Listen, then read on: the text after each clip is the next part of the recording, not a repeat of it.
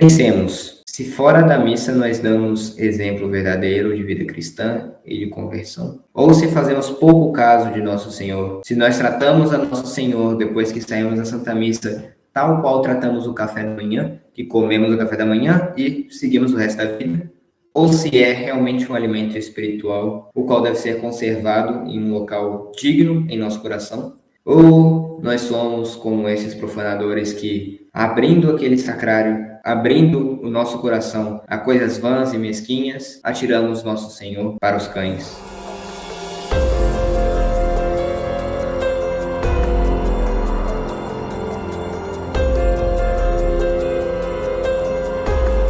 Em nome do Padre, do Filho e do Espírito Santo. Amém. Ave Maria, cheia de graça, o Senhor é convosco. Bendita sois vós entre as mulheres, e bendito é o fruto do vosso ventre, Jesus. Santa Maria, Mãe de Deus, rogai por nós, pecadores, agora e na hora de nossa morte. Amém. Santa Filomena, rogai por nós. Rogai por nós. São Pio X, rogai por nós. Todos os anjos e santos do Senhor, rogai por nós. Em nome do Padre, do Filho e do Espírito Santo. Amém. Santa noite, salve Maria. Caríssimos, iniciamos a segunda parte da conferência, né?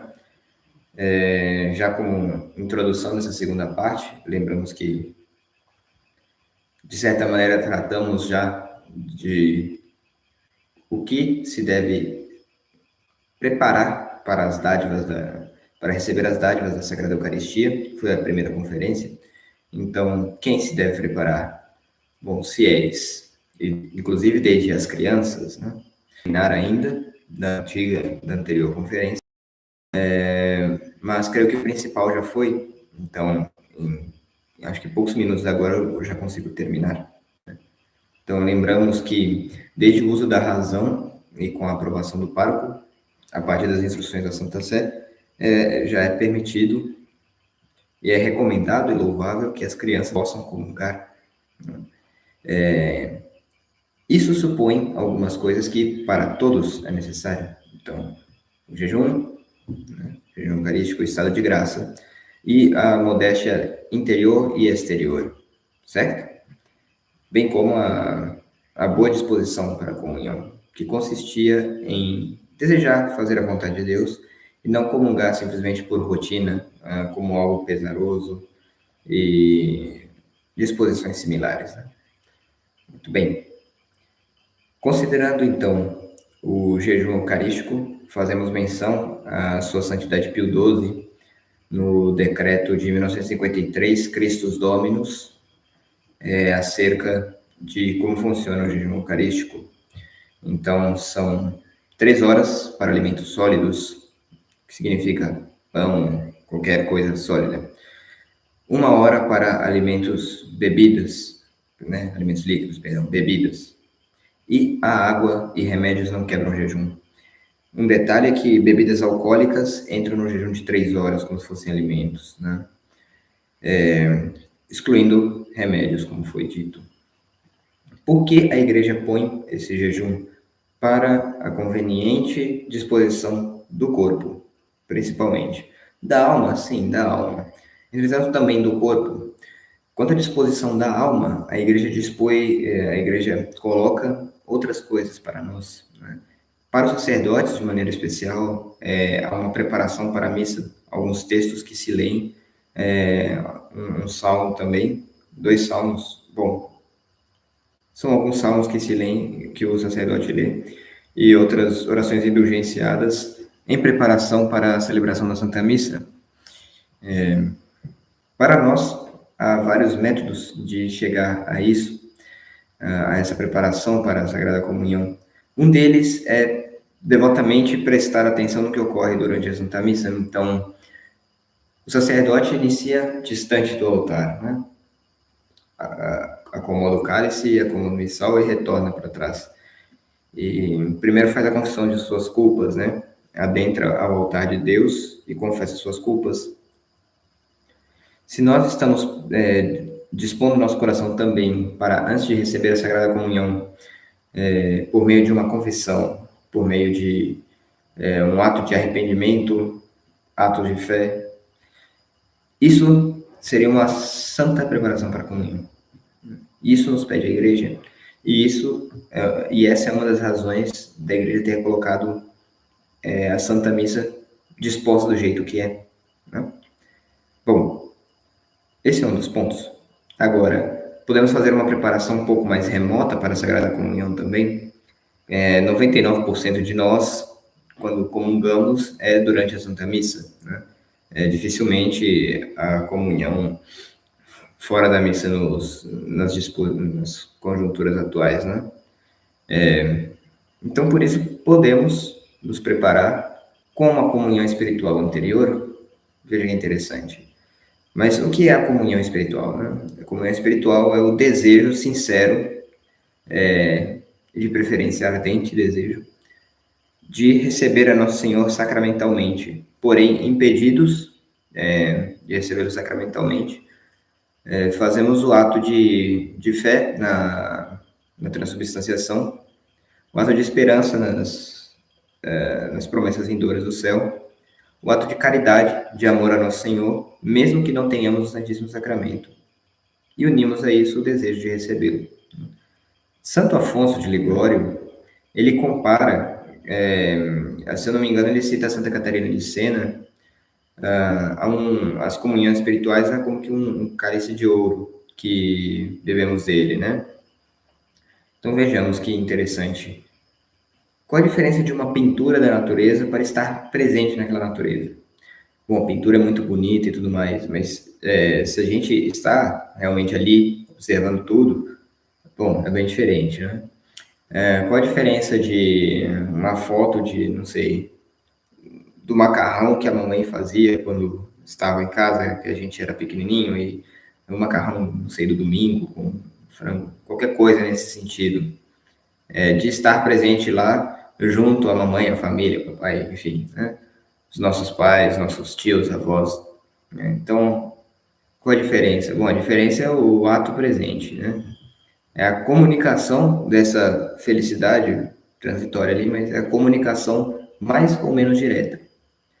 Bom, se isso nós temos em questões simples e do mundo, não diria grotescas, mas bem simplórias até, quanto mais com as coisas espirituais. Qual seria a diferença da comunhão espiritual para a comunhão sacramental? Bom, o nível de comunicação de graça. Ok, ótimo. Entretanto, quanto é agradável a Nosso Senhor a comunhão espiritual é algo, bom,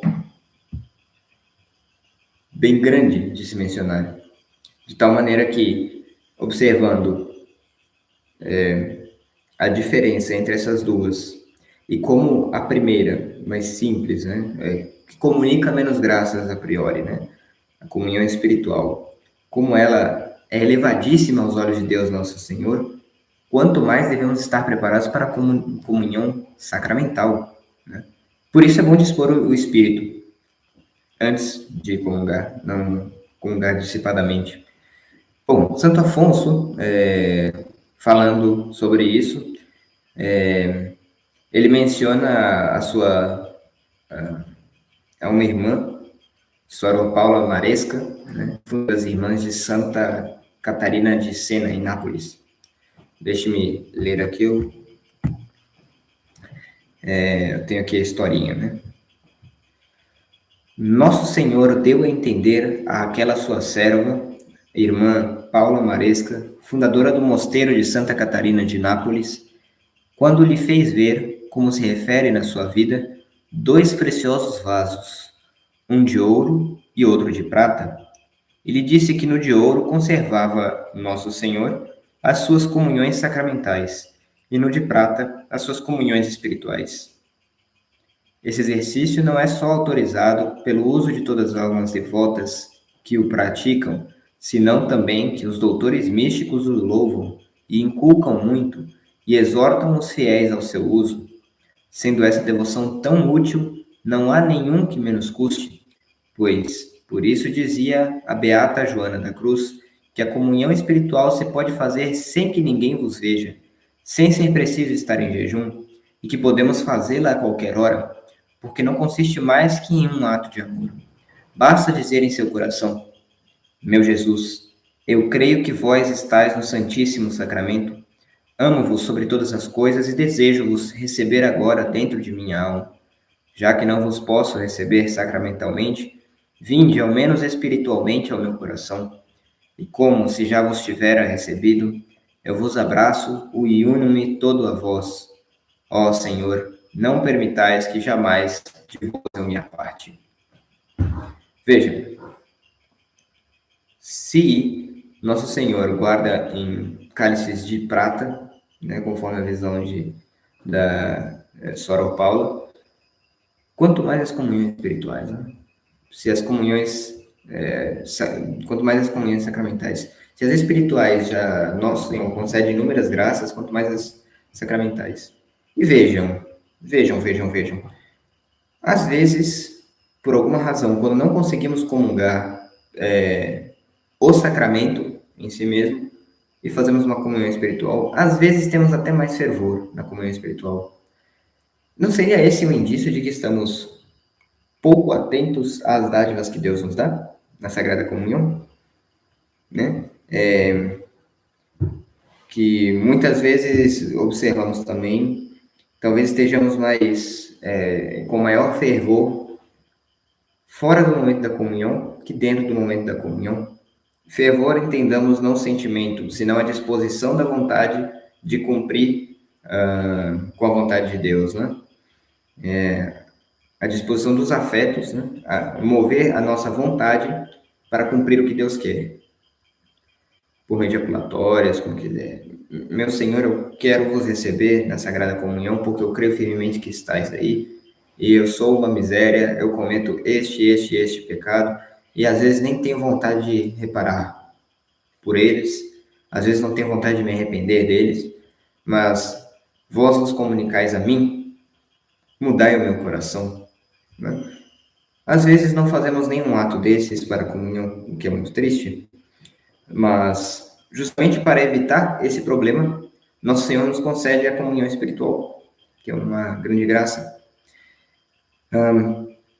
Por isso, devemos fazer uso deste método também para estarmos convenientemente buscando os frutos na comunhão durante a Santa Missa. Ótimo. Bom, a Sagrada Eucaristia, também o Concílio de Trento comenta sobre ela. Então, na seção 13, em 1551,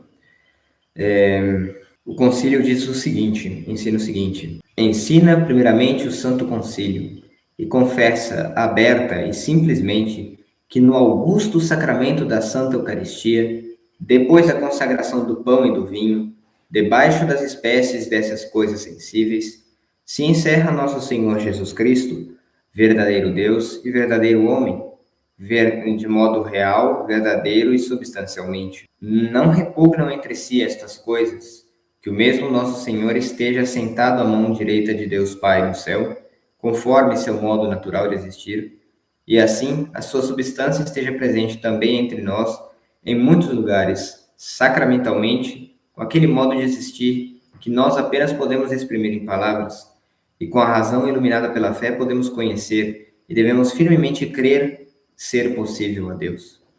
Nosso Senhor, estando no céu, não repugna que esteja na Sagrada Comunhão. Ora, isso significa que nós, recebendo a Sagrada Comunhão sacramentalmente, não repugna que tenhamos também o pensamento em Deus, nosso Senhor. Se Ele está real e verdadeiramente presente em nós, a partir da comunhão, não significa que agora a gente vai pensar em outras coisas. Não, devemos estar recolhidos, devemos também estar no céu, né? É bom e possível fazer essa analogia quando vamos comungar. Comentando sobre o culto e a veneração que devemos ter à Sagrada Comunhão, diz o concílio: não há dúvida alguma que todos os fiéis de Cristo, segundo o costume que sempre vigorou na Igreja, devem tributar a esse Santíssimo Sacramento a veneração e o culto de adoração, ou latria, que só se deve a Deus. Nem se deve adorá-lo, pelo menos, pelo fato de ter sido instituído por Cristo nosso Senhor como alimento. Por isso, cremos estar nele presente aquele mesmo homem do qual o Eterno Pai, ao introduzi-lo no mundo, disse: Adorem-no todos os anjos de Deus, a quem os magos, prostrando-se, o adoraram, aquele que, enfim, a Sagrada Escritura testifica. Os apóstolos adoram na Galileia. Declara ainda mais o Santo Concílio, com muita piedade e religião, que foi introduzido na Igreja este costume de celebrar-se todos os anos, com singular veneração e solenidade, em dia festivo e particular, este sublime e venerável sacramento, e de ser levado honorífica e reverentemente em procissões pelas ruas e lugares públicos. Portanto, considerando que Nosso Senhor, o mesmo Cristo, que esteve como criancinha nos braços de Nossa Senhora, que esteve também como pregador naqueles desertos, nas planícies, nos campos, prados, às beiradas dos lagos, que é o mesmo Nosso Senhor que esteve crucificado, que ressuscitou, o mesmo Nosso Senhor que do alto dos céus nos envia as graças, considerando que é o mesmo Jesus que recebemos na Sagrada Comunhão e que, se estivéssemos vendo propriamente a figura de Cristo Nosso Senhor, quantas honras não daríamos a Ele? Por que não fazemos isso na comunhão também? Nosso ato interno de veneração, adoração e amor ante a Nosso Senhor deve ser tão elevado quanto. É uma coisa que, infelizmente, muito falhamos, porque Nosso Senhor não só se humilhou saindo de sua habitação junto ao Pai para fazer-se homem, que um padre muito sábio fazer uma comparação assim que nossa cabeça entende muito bem. Os salmos dizem: o que é o homem para Deus se acordar dele, né? Se lembrar dele. O padre, este padre fez uma comparação seguinte: se alguém dissesse para você, olha, você vai morrer no lugar de uma barata, porque essa barata ela estava andando por lugares que não deve andar aqui na casa, né? Ela saiu do esgoto e você vai morrer por ela. Aí você vai falar: que coisa ridícula, que negócio é esse? Bom, o homem ofendendo a Deus, nosso Senhor, foi muito pior do que uma barata entrando na nossa casa. Nós morreria por uma barata. Pois bem, nosso Senhor assume a natureza humana, morre por nós para nos salvar. E quantas vezes nossas retribuições são muito piores? Pois bem, mas nosso Senhor não faz isso uma só vez. Nosso Senhor, diariamente, no Santíssimo Sacramento, está crucificado, a crucificação por nós, ele se humilha novamente, né, de maneira incruenta, mas ele está verdadeiramente presente ali. Se nós, inúteis, né, percebemos a grandeza e a disparidade de um ser humano e um inseto que anda por locais repugnantes, e nenhum de nós tem uma vontade de sofrer no lugar desse inseto curioso. Então, por que? Qual é a altivez do ser humano de não dar honra a nosso Senhor, que, sendo perfeito, onipotente, onipresente, onisciente, cheio de graça e de verdade, quis nos salvar, quis sofrer dores atrozes por nós e diariamente sofre sacrilégios na Sagrada Comunhão por pessoas católicos muito tradicionalistas que comungam estando em um estado que não agrada a Nosso Senhor, por modernistas que, expulsando a Nosso Senhor de suas igrejas, colocam um simples pão ali, reprovam os seus sacerdotes, os sacerdotes de Nosso Senhor, de entrar nas igrejas construídas para a Sagrada Eucaristia, e colocam falsos sacerdotes, sacrilegamente rompem a pequena casa de Nosso Senhor, que é o sacrário, e a retiram dos fiéis e retiram dos sacerdotes verdadeiros e legítimos para dar a grilhões e usurpadores. Se Nosso Senhor sofre isso diariamente e nós não temos o espírito de sacrifício, será que teríamos a mesma coragem de fazer se o víssemos em figura humana, como está gloriosamente ressuscitado no céu? Algo a pensarmos, irmãos, porque, como diz o concílio, citando a Sagrada Escritura, adorem-no todos os anjos de Deus. Os anjos, que são muito mais elevados que nós, devem adorar a nosso Senhor na Sagrada Eucaristia. E nós? E nós? Mas, bem, o que a fraqueza humana nos impõe, nós devemos vencer com a graça de Deus. E vencemos, primeiramente, com a batalha espiritual, preparando-nos para honrar devidamente a nosso Senhor na pequena hóstia consagrada. E preparamos também castigando o nosso corpo, porque se nosso Senhor se faz um simples pão, que tipo de fiel é este que está mais preocupado com o pão material que com o pão espiritual? Elabora tanto qual vai ser o almoço, ou uma comida especial, alguma coisa assim, e tão pouco se prepara para receber o alimento dos anjos, que nosso Senhor sequer concede a eles. Nosso Senhor sequer concede a eles. Quem recebe a Sagrada Comunhão? Os anjos? Não. Quem consagra a Sagrada Comunhão? Os anjos? Não. São os padres. São os homens que comungam a Deus Nosso Senhor. Nesse mesmo sentido, Nosso Senhor, como diz aquele canto piedoso, né? Se encerra no sacrário esperando a quem o adorar. O sacrário,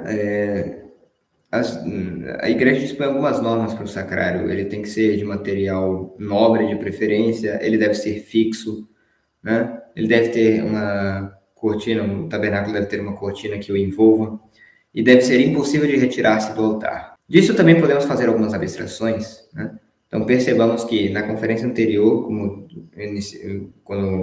eu mencionei no início, estamos falando de o que é necessário, como que antes da missa, quem pode receber a Nosso Senhor. Agora já estamos entrando em como receber a Nosso Senhor e analogias disso. E entendamos que podemos ser como o sacrário, né? Porque o sacrário, fora da Santa Missa, ele está guardado, reservado, de maneira fixa, firme, imóvel, junto ao altar, o altar do sacrifício, né? Mas o sacrário, ele porta Nosso Senhor por dentro. E ele não só porta Nosso Senhor interiormente, como exteriormente ele deve ter o mínimo de adorno, né? Ele deve estar coberto com um véu, ele não deve estar exposto a todos. Por quê? Vejamos só. A nossa virtude também, recebendo a Nosso Senhor, né? A nossa virtude, tanto material quanto espiritual, ela deve estar revestida de um véu. Revestida do véu da humildade. A nossa castidade, nosso pudor, deve estar revestida de um véu, né? Os tesouros que guardamos devem estar revestidos desse véu. E quem pode abrir o sacrário, levantar o véu, o conupel, para retirar a Nossa Senhora dali? Somente os sacerdotes. Então, as nossas fraquezas, os nossos problemas, principalmente quando nós temos a sincera vontade de melhorar junto a Nosso Senhor, nós devemos os abrir para que os sacerdotes, podendo ver a Nosso Senhor dentro de nosso coração, como que o retirando do nosso pobre sacrário, possam tratar diretamente com Nosso Senhor, ver o que está faltando, olhar assim para dentro do sacrário, nossa, está faltando um corporal, né? O corporal é um tecido quadrado que a igreja prescreve que deve estar dentro do sacrário, né? Quando for colocado uma ângula, alguma hóstia. Então, devemos nos abrir aos sacerdotes para que eles vejam, durante a confissão, a direção espiritual, nossa, o corporal está sujo, né? Nosso Senhor continua límpido, glorioso, reinante naquela alma, mas esse corporal está sujo, tenho que remover o corporal. Devemos nos abrir para que, por meio disso, as nossas futuras comunhões não sujem sequer os vasos sagrados que Nosso Senhor estará, né? Então, a graça da Sagrada Comunhão, quando vem a nós, devendo ser adorado Nosso Senhor por meio desse sacramento de maneira extrema, né? Ela está envolvida no sacramento. Então, de certa maneira, fazemos analogia, ela vem envolvida no vaso sagrado. Nosso Senhor, para entrar ao sacrário, ele vai envolvido no vaso sagrado. Esse vaso sagrado é depositado em cima de um corporal. Esse corporal, o que pode ser representando a nós? Pode ser nossa disposição. Pode ser nossa disposição. Porque ela não vai ferir o sacramento em si, né? Mas ela pode dar mais honra ou menos honra ao vaso sagrado que é nosso Senhor, né? Então, podemos dar mais honra ou menos honra ao Santíssimo Sacramento. E deixamos-nos conduzir por aqueles a quem nosso Senhor deu essa incumbência de bem zelar por sua casa. Avançando um pouquinho mais, com singular demonstração de ânimo, se mostram, pois, lembrados e agradecidos para com o seu comum Senhor e Redentor, um inefável e divino benefício que se representa a vitória e o triunfo da morte. Deste modo, convinha que a verdade vencedora triunfasse da mentira e da heresia, para que seus adversários, à vista de tanto esplendor e alegria de toda a Igreja, debilitados e enfraquecidos se abatam, ou envergonhados e confundidos se convertam. O anterior parágrafo a esse, mencionei do culto ao Santíssimo Sacramento em Corpus Christi, né? Que o Concílio de Trento menciona, que o Santíssimo Sacramento é levado com veneração solene, honorífica e reverentemente em procissões pela rua, né? E que, em seguida, aqui, nos comenta o Concílio de Trento, que isso debilita aos hereges, confunde aos que muitos sabem em suas posições errôneas, triunfa da mentira e da heresia, porque nosso Senhor é rei, e publicamente sendo rei, o Santíssimo Sacramento deve ser levado onde ele reina, né? Em nossos corações e também para o mundo. De tal maneira que, durante a missa, tratamos já um pouco da parte espiritual e da parte agora mais material, física. A solenidade de Corpus Christi nos mostra que se nosso Senhor sai pelas ruas, onde muitos sequer o conhecem, e sai como rei, nós também devemos, em nosso porte exterior, sermos servos deste rei, na igreja, na nossa família, onde quer que seja, né? E, se por alguma razão damos escândalo a alguma pessoa por parte externa, por aparentarmos algo que não somos, né? E essa pessoa, alguma pessoa,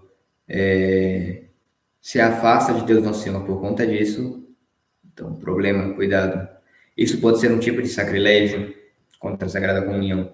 Se na missa podemos estar muito bem vestidos, etc., e fora causamos até uma reverberação assim, em alguém, é algo a se pensar. Porque, no final das contas, infelizmente, o sacrilégio é muito mais fácil de ser cometido por nós do que pelos modernistas. Os modernistas dispôs a divina providência que, por castigo, eles não tivessem o Santíssimo Sacramento, né? Isso não exclui a boa vontade de muitos dos que estão na falsa igreja e não têm ideia do que está acontecendo, né? Porque todos nós saímos, né? Creio que todos nós saímos, de fato, da seita conciliar, ou de outras falsas religiões, nos convertemos e conhecemos a Igreja Católica tal qual ela foi, né? Mas a questão é que houve esse processo de conversão, e se estávamos em boa vontade, Deus não faltou com a graça de nos retirarmos de lá e colocarmos onde estamos.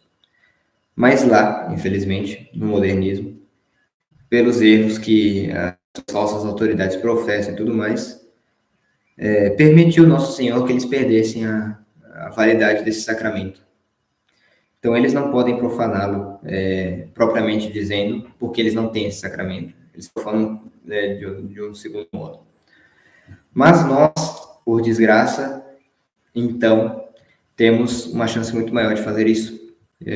De tal maneira que podemos nos comparar as histórias de profanações antigas.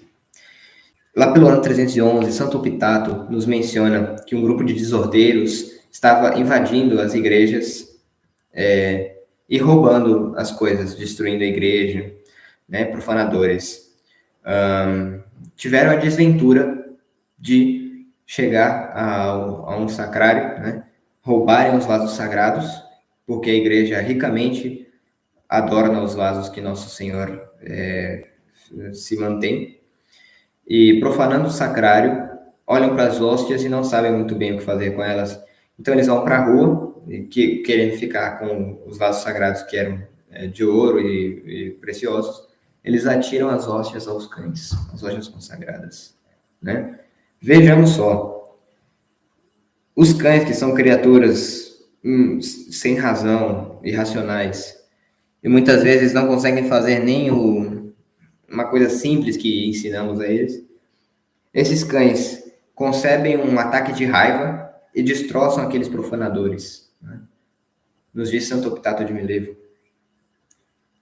Porque a rebeldia do homem, atirando o seu Criador, Redentor, aos cães, né? De certa maneira, esse caso é uma analogia ao que aconteceu no Evangelho, quando Nosso Senhor fala de atirar as pérolas aos porcos, né? É punida por Deus Nosso Senhor de uma maneira muito grave, nesse caso, materialmente, com cães destroçando aqueles profanadores, né? Se observamos como foram tratados 40 jovens que zombaram do profeta no Antigo Testamento, veio uma horda de ursos e destruíram esses rapazes, né? No Novo Testamento, já com a igreja estabelecida, os profanadores do Santíssimo Sacramento são destroçados por cães, porque atiraram o seu Deus aos cães. Então, muito bem. E nós estamos tratando de maneira parecida Nosso Senhor? Não, nossa, jamais, frater. Como assim? O que o senhor quer ensinar? Bom, pensemos. Se fora da missa nós damos exemplo verdadeiro de vida cristã e de conversão, ou se fazemos pouco caso de Nosso Senhor, se nós tratamos a Nosso Senhor depois que saímos da Santa Missa, tal qual tratamos o café da manhã, que comemos o café da manhã e seguimos o resto da vida, né? Ou se é realmente um alimento espiritual, o qual deve ser conservado em um local digno em nosso coração, assim como é conservado dignamente numa igreja, o qual está protegido, fixo sempre ao altar, como está no sacrário, e como deve estar em nosso coração, sempre fixo no altar de nossos sacrifícios diários, e que não devem cessar, por amor de Nosso Senhor. Ou nós somos como esses profanadores que, abrindo aquele sacrário, abrindo o nosso coração a coisas vãs e mesquinhas, atiramos Nosso Senhor para os cães. Pensemos, meus caros. Porque Nosso Senhor não sai às ruas, como em Corpus Christi, para ser profanado. Ele sai para triunfar da mentira e da heresia. Temos a mentira e a heresia. Quando recebemos o Nosso Senhor, estamos expulsando a Nosso Senhor, na verdade. E se andamos no mundo dessa mesma maneira, então somos também profanadores de Nosso Senhor novamente, porque estamos incitando aqueles que vêm a Nosso Senhor a afastar-se dele. Devemos tomar muito cuidado. E devemos muito pedir a Nosso Senhor que sejamos exemplo e não pedra de tropeço, pois também diz Nosso Senhor: ai daquele por quem os escândalos vierem, melhor seria que atasse uma mó de atafona a seu pescoço, né? Melhor seria que colocasse uma pedra de moinho em seu pescoço e jogasse no mar, do que ser aquele fiel da tradição, da igreja tradicional, e que não dá exemplo para ninguém. Por isso, sendo nós tão enfermos assim, Nosso Senhor também quer nos salvar dessas enfermidades, de doenças que às vezes nem percebemos que temos espirituais, não é? Ab occultis meis munda me domine, tabelienis parte servo tuo. Dos meus defeitos livrai-me, ó Senhor, e daqueles ocultos que eu não sei, né? E daqueles por quem aqueles que vendo os meus defeitos cairiam em pecados, livrai-me também disso, Senhor, que eu não seja causa de escândalo. Tendo nós essas enfermidades, nosso Senhor deseja vir a nós com sagrada comunhão, também para nos curar disso. Vejamos, a hóstia, ela é branca, ela é o símbolo não da doença, senão da cura, né? De tal maneira que, fazendo também o uso dessa comparação, os Santos Padres nos dão alguns métodos de usufruir desse vínculo do médico com o enfermo. Vamos ler um pouco mais do Concílio de Trento. Quanto ao uso do Santíssimo Sacramento, com muito acerto e sabedoria, distinguiram os nossos santos padres 3 modos de receber esse sacramento. Ensinaram alguns, como os pecadores, que só os recebem sacramentalmente, ou seja, recebem a comunhão e quase nenhum efeito. Outros ensinaram que só espiritualmente, a saber, aqueles que, por desejo ou voto, comem aquele pão celestial que se lhes propõe, com fé viva, que obra por amor, experimentando seu fruto e utilidade. E mais, outros que recebem ao mesmo tempo sacramental e espiritualmente a Nosso Senhor. Os primeiros são os que provam e se preparam de modo que, vestidos de veste nupcial, se achegam a essa divina mesa. Na comunhão sacramental sempre foi costume da Igreja de Deus receberem os leigos a comunhão das mãos do sacerdote, e os sacerdotes darem-na a si próprios quando celebram. Com razão e justiça, deve-se conservar este costume como proveniente da tradição apostólica. Ou seja, os sacerdotes nos ministram Nosso Senhor, nos ministram a Eucaristia, portanto também devemos ter o nosso coração aberto, o nosso sacrário aberto, para que possam dignamente guardá-lo lá, não é mesmo?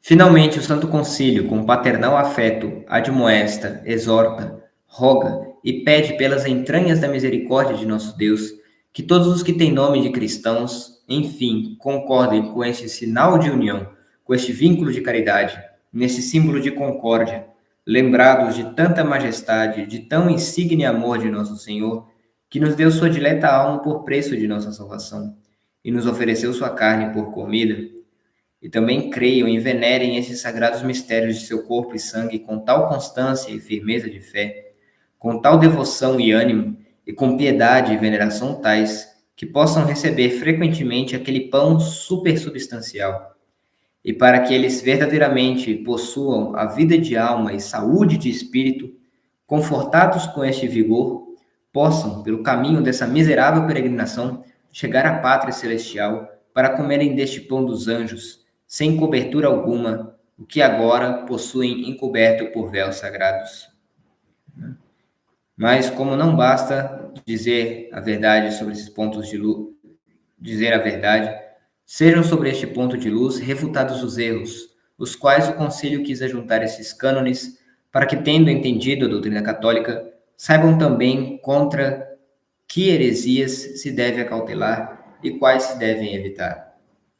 Então, previamente às nossas doenças, em relação à vontade, em relação ao amor de Deus, devemos cuidar das nossas doenças contra a fé, porque se temos um entendimento errôneo da Sagrada Eucaristia, não poderemos bem receber a Nosso Senhor para cuidar de outros efeitos. Se temos alguma doença muito grave no coração e não cuidamos dela, né? Ou uma doença muito grave no cérebro, na cabeça, não tem muita razão você se preocupar com a unha que está encravada, né? Trocar os problemas. Então, o Concílio de Trento nos exorta que, refutados os erros e postos à luz, evitemos as heresias quanto a esse ponto. Bom, condena então o Sagrado Concílio 11 heresias, né? São pontos bem rápidos, creio que não tardaria muito tempo em mencioná-los. Se alguém disser que no Santíssimo Sacramento está contida real e verdadeiramente e substancialmente o corpo e sangue, juntamente com a alma e divindade de nosso Senhor Jesus Cristo, e que, por conseguinte, Cristo todo está somente como sinal, figura, ou virtude, ou potência, seja excomungado. Ou seja, Nosso Senhor está verdadeiramente presente, não somente de maneira de sinal, etc. Erro muito comum nos modernistas. Se alguém disser que no sacrossanto sacramento da Eucaristia fica a substância do pão e do vinho juntamente com o corpo e o sangue de Nosso Senhor, e negar aquela admirável e singular conversão de toda a substância de pão no corpo e de toda a substância do vinho no sangue, ficando apenas espécies de pão e vinho, a Igreja com suma propriedade chama de transubstanciação, seja excomungado. Então, a hóstia, depois de consagrada, não tem nada de pão ali. Tem só aparência, só parece pão. Mas é Cristo Nosso Senhor, o corpo, o sangue, a alma e a divindade dele. Quem disser o contrário está excomungado. Se alguém negar que no venerável sacramento da Eucaristia, debaixo de cada uma das espécies e por parte de cada uma daquelas espécies, quando elas se dividem, está presente o Cristo todo, seja excomungado. Então, se por alguma razão o sacerdote com poucas hóstias tem que partir alguma e recebemos meia hóstia, né? Isso não significa que recebemos meio Cristo, pelo contrário, recebemos a Cristo inteiro. E quem disser o contrário, seja excomungado. Isso, bom, são os 3 primeiros cânones, né? Perdão, creio que os 4 primeiros cânones. Os 3, não lembro. Ok, sim. São os 3 primeiros cânones condenados, de condenações do Concílio de Trento, os quais, para uma final abstração para nós, gostaria de comentar, principalmente esse cânon terceiro, se por desgraça e infelicidade nos ocorre de querer dividir a Nosso Senhor, ou seja, eu tenho a opção de assistir à Santa Missa desse modo plenamente devoto que eu tenho aqui, que eu consigo fazer, mas eu não quero, né? De certa maneira, eu me proponho a dizer que quero dividir a Cristo, ou seja, não cumprir plenamente o primeiro mandamento, amai a Deus sobre todas as coisas, não. Ah, sim, eu amo a Deus, eu vou à missa e tudo mais, mas não quero prestar tanta vontade de coração quanto a isso. Não quero inclinar tanto a minha vontade ao sacrifício de Nosso Senhor. Eu tenho que pensar em outra coisa aqui também, porque, no final das contas, eu tenho muitos negócios a resolver. Então, eu vou à missa, mas estou pensando em outras coisas. Perigo. Estamos, de certa maneira, querendo dividir a Cristo, né? Estamos, de certa maneira, querendo manter para nós o que é de Deus, dando a César o que é de Deus. Isso é muito perigoso. O Concílio de Trento, ele excomunga quem diz que propriamente Cristo se divide nas espécies sacramentais. Mas, se nós dividimos a Cristo em nosso coração, né, não o tendo inteiramente, temos um perigo muito grande. Pois bem, creio que por enquanto podemos terminar essa segunda parte da conferência. Espero que tenha dado algum fruto, né? Então, respondendo a perguntas, se alguém tiver perguntas, poderá escrever. Eu já começo respondendo uma que me fizeram, né? Sobre a Santa Missa.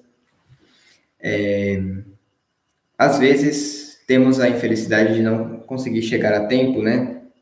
Se não é por culpa própria, ou seja, falta de preparação, eu sei que demora, não sei, meia hora até chegar na capela.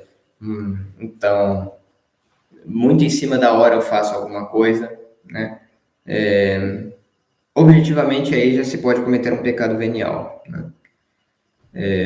A falta de preparação para a Santa Missa, para chegar a tempo. Se, porém, isso não está ao nosso alcance, se furou o pneu do carro, se chamou o táxi, Uber, alguma coisa assim, e atrasou ou cancelou viagem, etc. Bom, isso não está ao nosso alcance.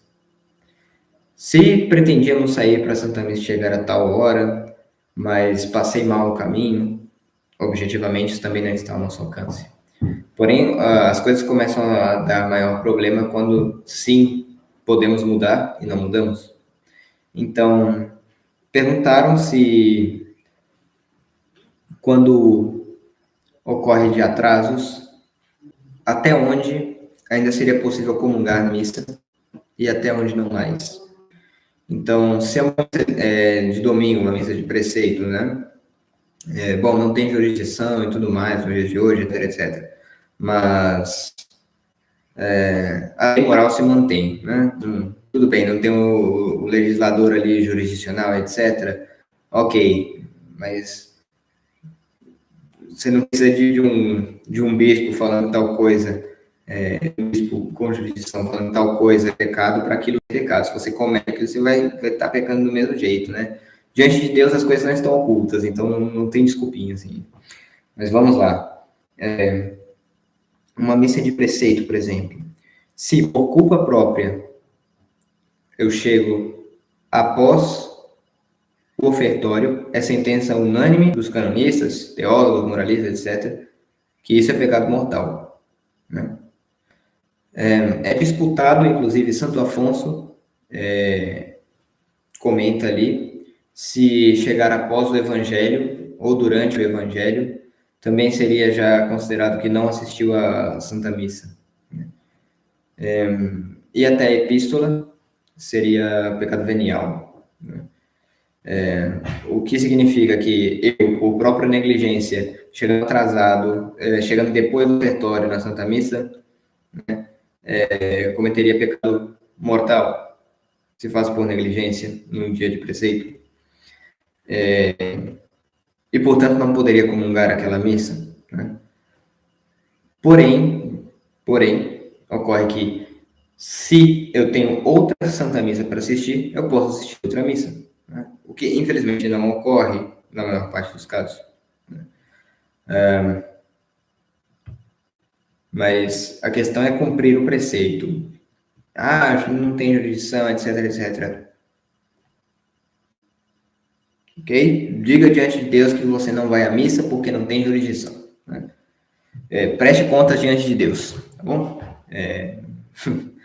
Né? Não tem muito quanto dizer a isso. Mas o principal é que nós nos preparemos